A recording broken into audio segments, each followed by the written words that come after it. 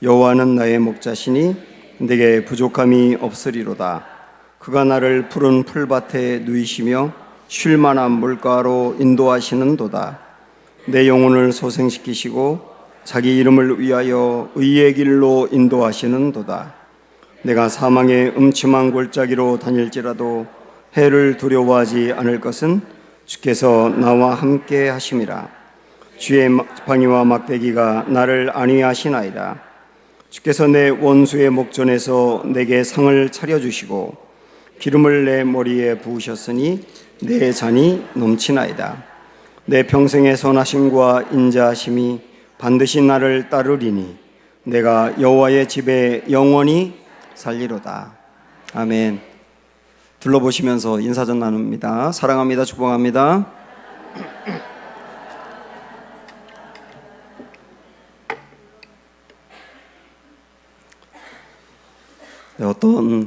어떤 그 성공한 기업인이 쓴 글을 제가 읽어본 적이 있는데요.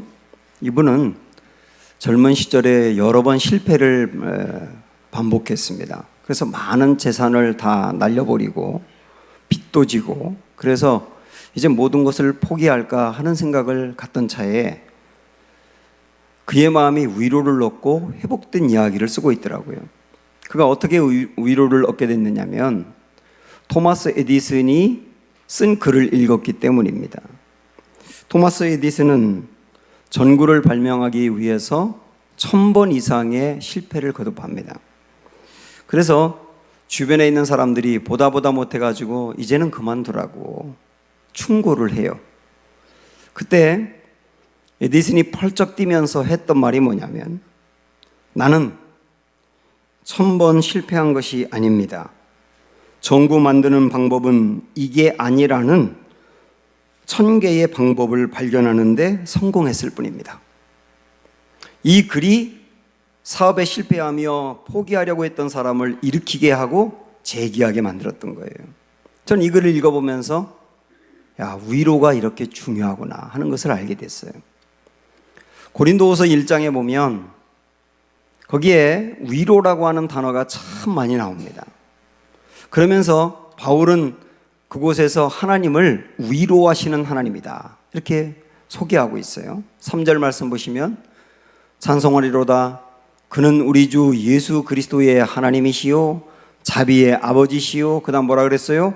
모든 위로의 하나님이시며. 왜 하나님이 누구라고요?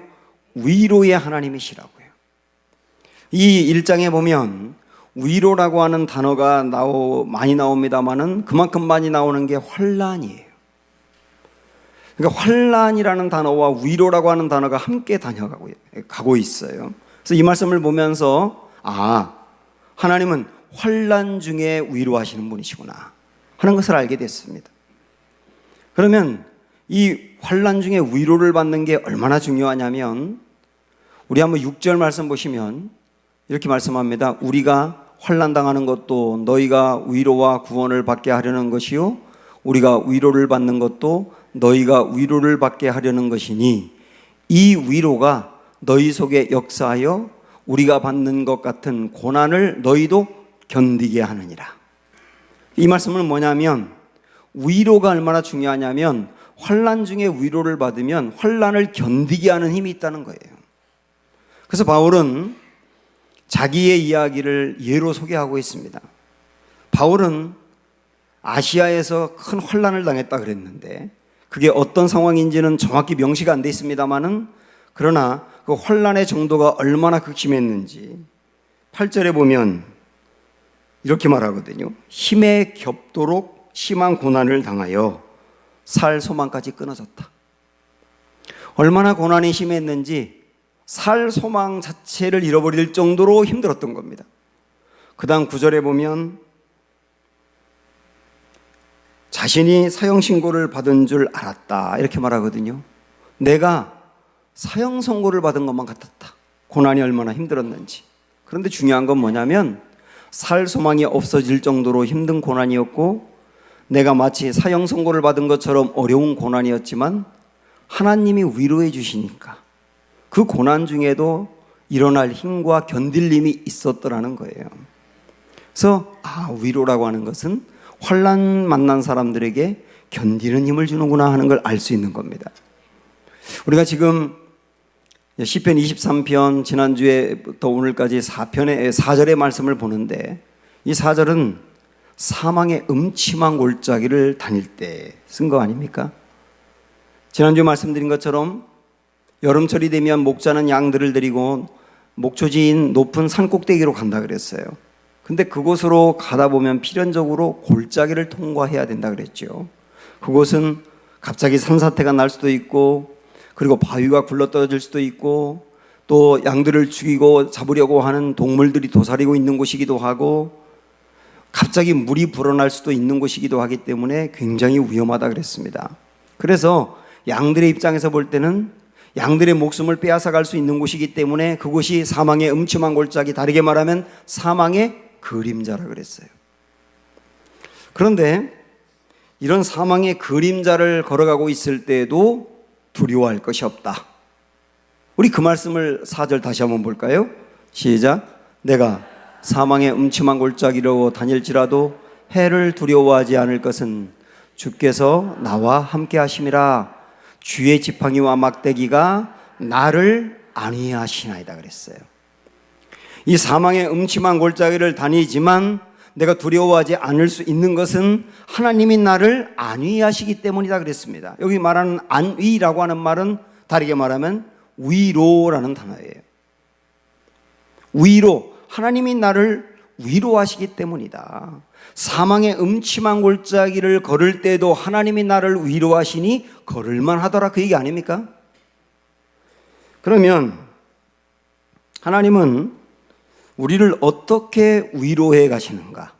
어떻게 위로해 가면서 사망의 음침한 골짜기를 통과하게 하시는가? 오늘 말씀 조목조목 몇 가지가 나왔습니다.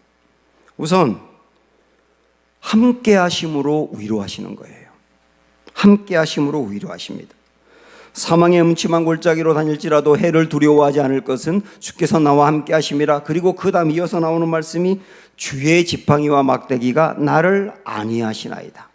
안위가 위로라고 했지 않습니까? 우리는 알 수 있어요. 고통당하는 사람과 주님이 함께 하심으로 위로해 주시고 그 위로를 통하여 가게 하신다 그 얘기죠. 주님이 이 땅에서 3년 동안 제자들과 함께 사역을 하시다가 이제 십자가에 못 박혀 돌아가시기 전에 마지막으로 제자들에게 제자 훈련한 내용이 나옵니다. 거기 보면 우리 주님이 갑자기 제자들에게 내가 떠날 때가 됐다, 내가 너희를 떠날 거다, 이렇게 말씀하시니까 제자들이 깜짝 놀라는 거예요. 아니 그럼 우리는 어떡하라고요? 지금까지 예수님 바라보고 달려왔는데 우리는 누구를 의지하고 살라고요? 우리 미래는 어떻게 되는데요? 하면서 두려움과 근심에 빠지거든요. 그때 두려워하고 근심하는 제자들에게 우리 주님이 위로하면서 주신 말씀이 요한복음 14장부터 16장인데 그 중에 핵심이 바로 이 말씀이에요. 자, 16절 말씀 보시면 내가 아버지께 구하겠으니 그가 또 다른 보혜사를 너희에게 주사 영원토록 너희와 함께 있게 하리니. 우리 예수님의 말씀은 내가 떠나더라도 걱정하지 마. 왜냐하면 내가 가면 내가 너희에게 보혜사를 보낼 거야. 그렇게 말씀하셨기 때문이에요. 보혜사를 보낼 거야. 그러니까 걱정할 거 아무것도 없어. 여기서 보혜사라고 하는 말은 사실 우리가 잘 쓰지 않는 말인데, 보혜사라는 말은 영어에 카운슬러라고도 나와 있고 컴포터라고 나오고 있기도 해요. 위로자라는 말이에요. 위로자. 우리 예수님이 보내시겠다고 하신 성령이 누구라고요? 위로자라고요. 내가 가더라도 너희 걱정하지 마. 위로자가 올 거야. 그리고 너희를 위로할 거야. 그렇게 말씀하신 겁니다. 그러면 앞으로 우리 예수님이 보내시겠다고 했던 성령은 어떻게 위로를 할까요? 그 다음 이 말씀이 16절인데 17절 18절 보시면 이렇게 나와 있습니다. 그는 진리의 영이라 세상은 능히 그를 받지 못하나니 이는 그를 보지도 못하고 알지도 못함이라. 그러나 너희는 그를 아나니 그는 너희와 함께 거하심이요 또 너희 속에 계시겠음이라. 내가 너희를 고아와 같이 버려두지 아니하고 너희에게로 오리라. 결국은 위로자 되시는 성령님이 어떻게 위로하시느냐? 이 말씀에 보면 함께 하심으로 위로하신다 그랬어요. 함께 하심으로 위로하신다. 그 말은 뭡니까? 최고의 위로는 함께 하시는 거란 얘기예요. 미국에 어떤 지방에 할아버지가 그 사랑하는 아내를 먼저 하나님 나라로 보냅니다. 그리고 혼자가 됐어요. 근데 이 할아버지는 너무 외로움을 느끼면서 우울증에 빠져버립니다. 그래서 음식도 잘 드시지도 않고 말도 안 하고 밖으로 나오지도 않고 방 안에만 있는 거예요. 가족들과 마을 사람들이 걱정이 돼서 찾아가 아무리 말을 시켜도 이야기하지 않고 선물을 주어도 좋아하지 않고 웃기는 이야기를 해도 웃질 않는 겁니다. 굉장히 심각해진 거예요.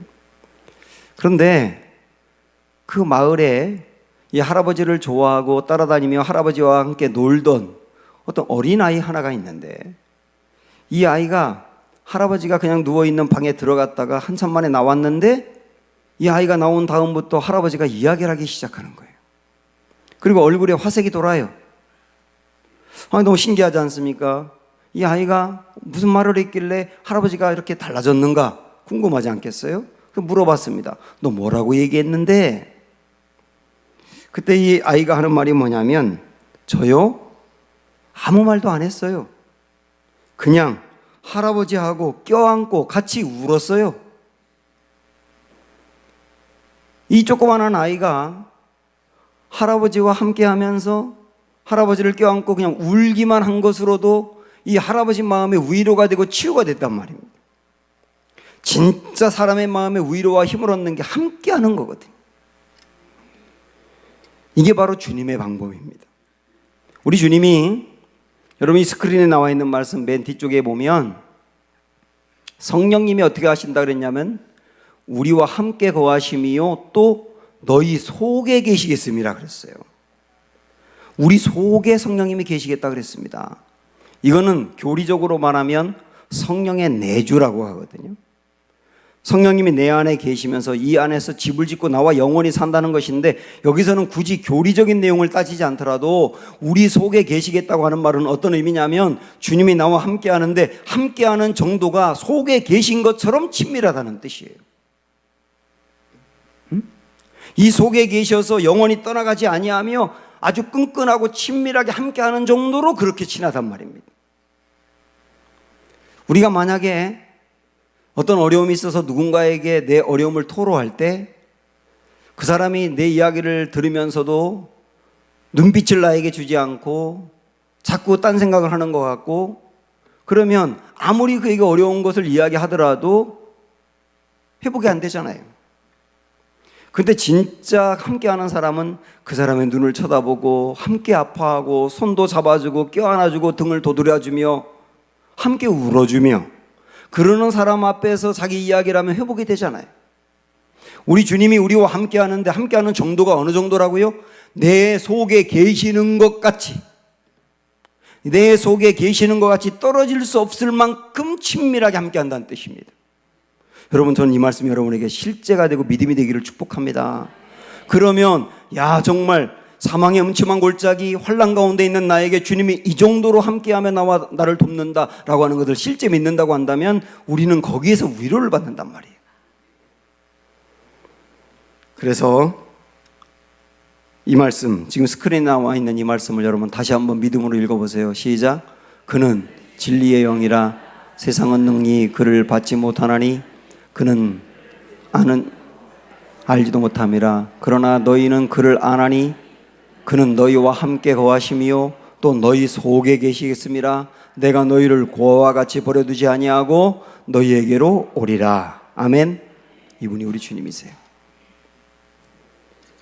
우리가 또한 위기에 처할 때 하나님이 어떻게 우리를 위로하시느냐면 우리를 구조해 주심으로 위로하세요. 함께 해줌으로 위로하기도 하지만 구조해 줌으로 위로하기도 합니다. 목자들은 양들을 기를 때 반드시 두 가지를 휴대하고 다니는데, 하나는 지팡이고 하나는 막대기입니다. 목자가 들고 있는 지팡이는, 여기 그림을 보시면 이 가운데하고 오른쪽에 보이세요? 이 동그랗게 돼 있고 여기에도 이렇게 현수막에도 돼 있지 않습니까? 예수님이 잡고 있는 이 지팡이가 이렇게 끝에 갈고리처럼 이렇게 돼 있지 않습니까? 꼭 그런 모양입니다.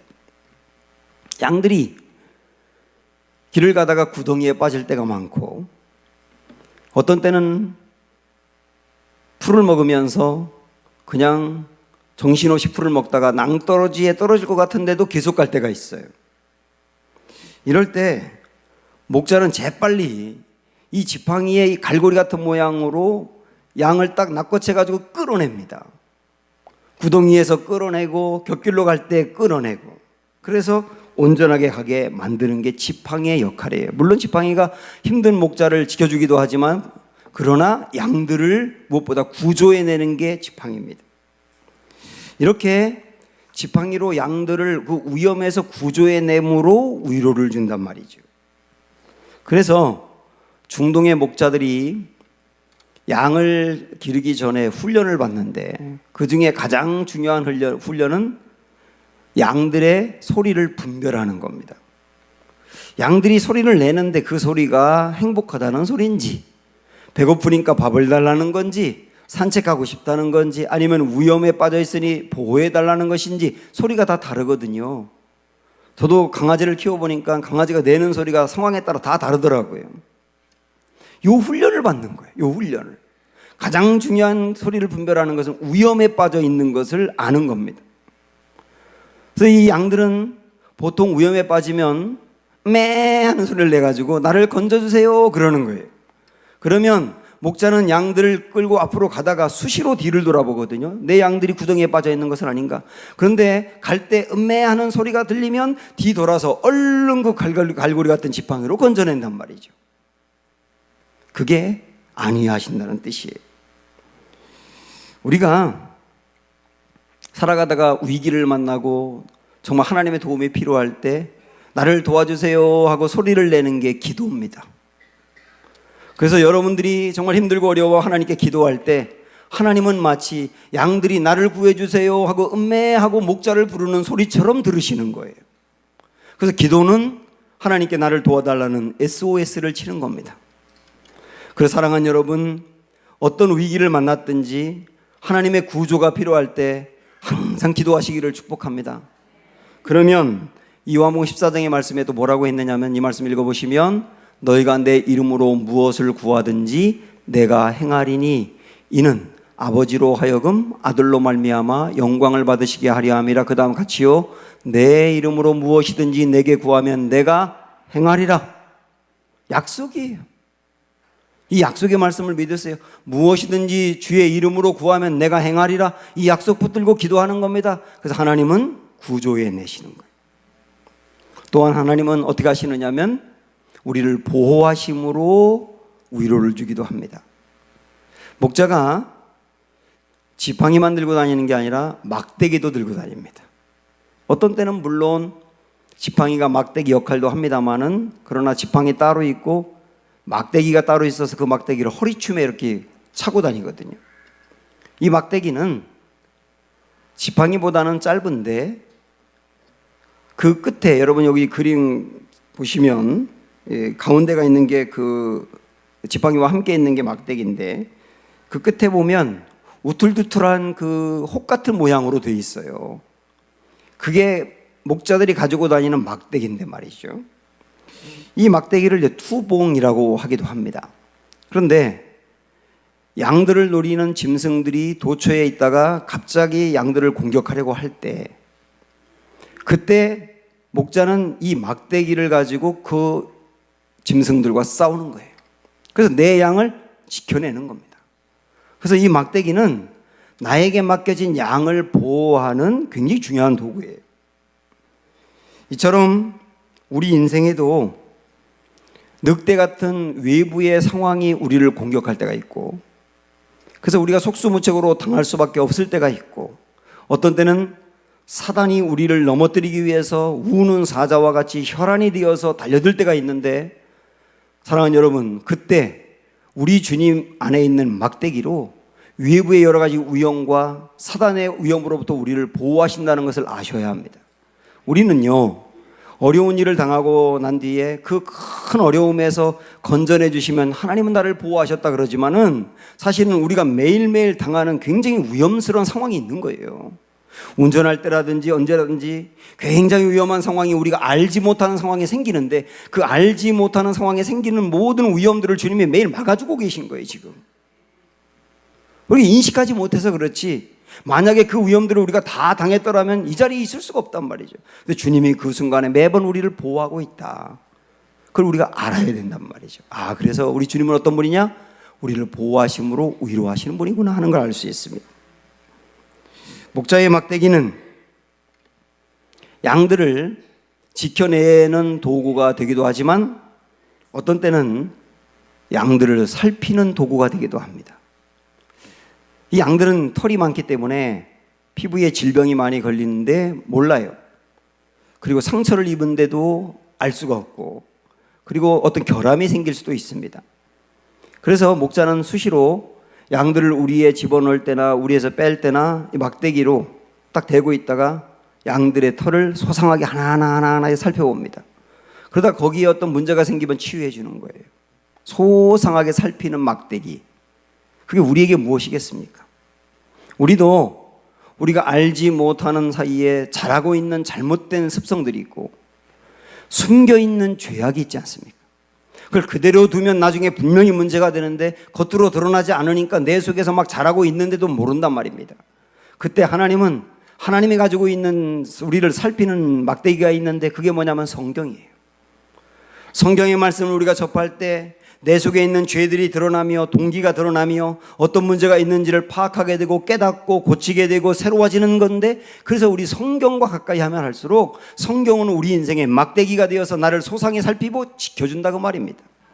이런 방법으로 우리 주님은 우리의 영혼을 보호하시는 거예요. 그런데 막대기는 짐승들로부터 양들을 보호하고 양들을 소상하게 살피는 것뿐만 아니라 매우 중요한 게 또 하나가 뭐냐면 양들을 징계하는 도구이기도 합니다. 양들은 목자를 따르지 않고 그 양 무리에서 이탈하여 곁길로 빠질 때가 참 많아요. 그리고 풀을 먹는데 분명히 저 풀은 독초인데 그거 먹으면 죽는데 양들은 그걸 분별하지 못하고 먹으려고 갈 때가 있습니다. 그래서 목자는 양들이 이 양무리에서 곁길로 빠져나갈 때나 독초를 먹으려고 할 때 얼른 들고 있는 막대기를 던지는 거예요. 그래서 가는 길을 막기도 하고 때로는 양의 몸에 맞기도 하고 아파요. 힘들어요. 화가 날 수도 있어요. 그런데 그렇게 함으로 곁길로 빠져나가지 않고 양이 목자를 따라가게 만든단 말입니다. 그래서 가만히 생각을 해보면 이 막대기는 징계용인데 사실 징계도 보호의 방편인 겁니다. 그래야 양들의 영혼을 지키니까요. 사무엘하 7장에 보면은 다윗이 하나님 앞에 성전을 크게 지어드리고 싶어하는 마음을 가져요. 하나님은 그것을 허락하지 않고 내 아들 솔로몬 때 짓게 될 거다, 그렇게 말씀하십니다. 그런데 다윗이 성전을 건축하고 싶었던 그 마음은 하나님이 헤아리시고 그에게 복을 약속합니다. 가장 크게 약속한 복이 뭐냐면, 다윗아, 내가 앞으로 너의 인생의 집 지어줄게. 두고 봐, 내가 너의 인생의 집 지어줄 거야. 최고의 복 아닙니까? 그러면서 더불어 너의 후손들이 계속 왕이 될 거야. 이 나라는 두고두고 계속 다윗의 왕조가 이루어질 거야. 그러면서 내 씨에서 앞으로 이 민족을 구원하고 인류를 구원할 씨가 나올 건데 그 씨가 예수님을 말하거든요. 여러 가지 이런 복들을 막 얘기하는데 제가 이 말씀을 쭉 읽어나가다가 갑자기 깜짝 놀랄 장면이 하나 나오더라고요. 분명히 하나님이 다윗의 인생의 집을 지어준다 그러면서 이 복도 주고 저 복도 주고 계속 복을 약속하는데 쭉 그 말씀이 나오다가 14절에 보니까 이 말씀이 있는 거예요. 그가 만일 죄를 범하면 내가 사람의 매와 인생의 채찍으로 징계하려니와. 징계한다는 말씀입니다. 아니 내가 인생의 집을 지어줄게 다윗아, 너의 인생의 집 내가 지어줄 거야, 책임질 거야, 그렇게 말씀하시는데 갑자기 죄를 범하면 징계할 거야. 이 말씀이 선뜻 이해가 안 가더라고요. 그런데 가만히 생각을 하니까 인생의 집을 지어준다는 말이 무슨 일을 해도 다 잘 풀리게 한다는 말이 아니구나. 응?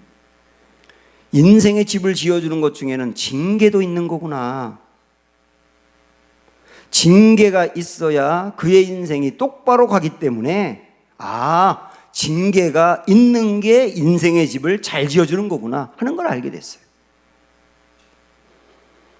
여기 사무엘하 7장에 이 말씀이 있지만 조금 뒤로 넘어가면 다윗이 밧세바를 범하는 내용이 나오지 않습니까?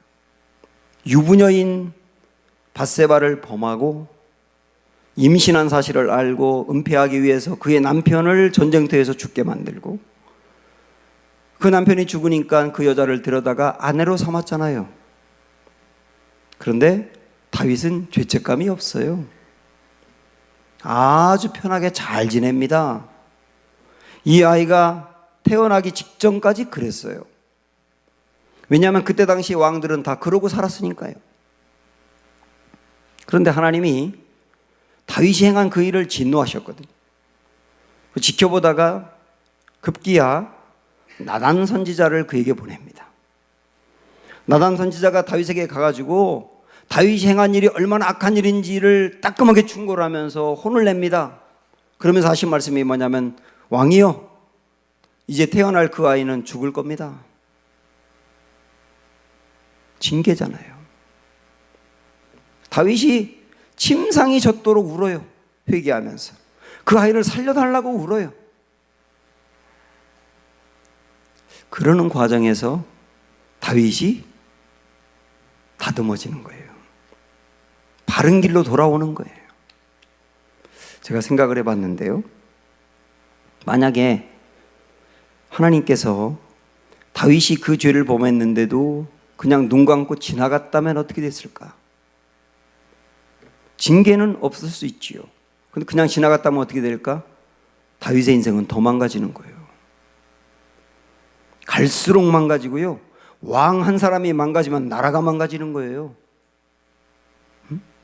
하나님은 그래서 마음은 아프지만 다윗의 인생에 개입해서 징계를 주심으로 그가 더 망가지지 않도록 지켜주신 거예요. 그리고 더 큰 죄에 빠지지 않도록 보호하신 거고요. 그리고 하나님이 기대했던 하나님 마음에 합한 사람이 되도록 만들어갔던 거고요.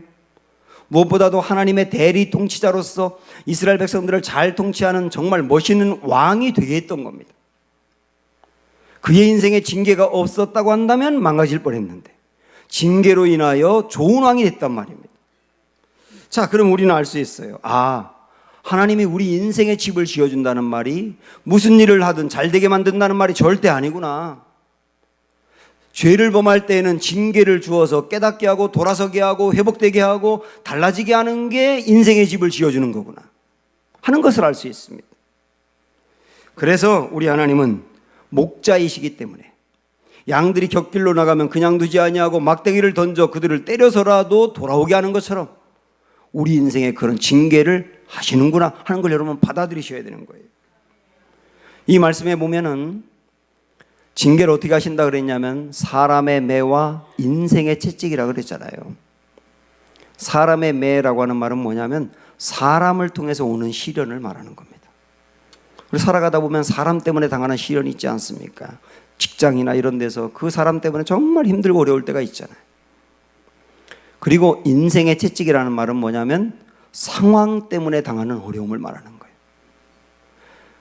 하나님은 어떤 때는 사람 때문에, 어떤 때는 상황 때문에 인생의 어려움을 만나게 할 때가 있단 말이죠. 물론 이런 어려움은 반드시 죄 때문이라고 단정적으로 말할 수는 없지만은, 그러나 어떤 경우는 이런 어려움을 당할 때 우리는 생각할 수 있어야 되는 겁니다. 사람의 매와 인생의 채찍으로 나를 징계하심으로 하나님이 나에게 막대기를 대셨는데 그게 나를 보호하는 길이구나. 바른 인생의 길을 걷도록 만드는 길이며 내 인생의 집을 지어가시는 과정이구나 하고 받아들일 때는 정말 은혜가 되는 거예요. 그래서 히브리서 12장에 보면은 내 아들아 주의 징계하심을 경히 여기지 말며 그에게 꾸지람을 받을 때에 낙심하지 말라. 주께서 그 사랑하시는 자를 징계하시고 그가 받아들이시는 아들마다 채찍질 하시리라. 이렇게 말씀했지 않습니까? 결국은 징계가 있다는 것은 포기하지 않았다는 뜻이에요. 그 사람을 포기했다면 무슨 짓을 하든 놔두면 되는 거예요. 근데 놔둘 수 없고 징계하는 것은 포기하지 않았다는 뜻이에요. 그래서 우리 인생에 이런 징계가 올 때 하나님이 나를 보호하고 포기하지 않고 나를 붙들고 사랑하시는구나라는 것을 알면 은혜가 된단 말이에요. 저는 지금까지 하나님이 목자가 되어서 우리를 위로하시는데 어떤 방법으로 위로하시는지를 몇 가지 말씀드렸습니다. 어느 주일날 미국 시카고의 구세군 센터에 이곳저곳 다니면서 전도하면서 설교하는 분이 오셨어요. 그래서 그분이 그곳에서 설교하게 됐습니다. 많은 성도들이 그 설교를 듣고 있어요. 근데 이분의 설교의 제목이 뭐냐면 하나님의 위로였습니다. 한참 이분이 하나님이 위로하시는 분이다라고 하는 설교를 하고 있는데 어떤 한 남자가 그 설교를 듣고 있다가 큰 소리로 이렇게 따지는 겁니다. 하나님이 위로자라고요? 만일 당신의 아내가 죽고 아이들이 돌아오지 않는 엄마를 부르면서 칭얼대고 있는데 그래도 당신은 하나님을 위로자라고 할 수 있나요? 이분의 아내가 죽고 아이들이 그러고 있는 거예요. 이 설교자는 그분의 이야기를 듣고 한동안 설교를 못하고 침묵했다고 합니다. 왜냐하면 어떻게 그런 상황에서 하나님 위로자라고 할 수 있는가? 이분도 고민이니까요. 몇 달이 지났습니다. 이 설교자가 다시 그 강단에 섰어요. 그리고 또 설교하게 됐는데 그 설교의 제목도 하나님은 위로자예요. 이분이 이렇게 설교합니다. 저는 오늘 또다시 하나님의 위로에 대해 설교하고자 합니다. 몇 주 전 제가 설교를 할 때 이곳에서 누군가가 제 설교를 중단시키고 당신의 아내가 죽고 아이들은 돌아오지 않는 엄마를 찾으며 칭얼대는데도 하나님이 위로자냐고 물었습니다. 그분이 여기에 계시다면 저는 오늘 대답을 해드리겠습니다. 바로 얼마 전에 교통사고로 제 아내가 갑작스럽게 세상을 떠났습니다. 그리고 제 아이들은 엄마를 찾고 있습니다. 저는 이제 몇 주 전 그 질문을 하신 분의 고통스러운 심정을 누구보다 잘 이해하게 되었습니다. 그분과 마찬가지로 제 가슴은 찢어져 있고 저와 제 아이들은 너무도 힘들어합니다. 그 누구의 말도 그 무엇도 위로가 되지 못했습니다. 저는 방황하게 되었고 하나님을 원망하며 하나님에게서 멀어지기도 했습니다. 그런데 주님은 저를 떠나지 않았습니다. 저를 붙잡으셨습니다. 슬퍼하는 아이들을 위로하고 살게 하기 위해 제가 살아나야 한다는 용기를 주셨습니다. 고통을 당하는 성도들의 아픔을 위로할 사람이 되라는 말씀도 주셨습니다. 그래서 다시 이 자리에 오게 된 겁니다. 이 순간 저와 저의 아이들에게 유일한 위로는 여전히 오직 하나님뿐입니다. 이 사실을 말씀드리고 싶습니다. 아무것도 그 무엇도 위로가 되지 못하는 이 순간 오직 하나님만이 나의 위로가 되신다고 말씀드리고 싶습니다. 사랑하는 여러분, 사망의 음침한 골짜기를 지나갈 때가 있는데요. 지금 그 어려운 가운데 있는 분도 있는데요. 오늘 우리에게 주신 이 말씀, 정말 주님이 내 속에 계시면 나와 함께 한다는 것, 그리고 나를 구조해 주시고 나를 보호해 주시고 내가 죄악길로 계속 갈 때는 징계하심으로 돌아오게 하시는 이 주님이 지금 나의 주님이시고 나의 목자라는 것, 이것이 우리에게 실제가 되길 바라고 그 일을 앞으로 경험하는 은혜도 있기를 주님의 이름으로 축원합니다. 함께 찬양합니다. 주 품에 함께 부르겠습니다.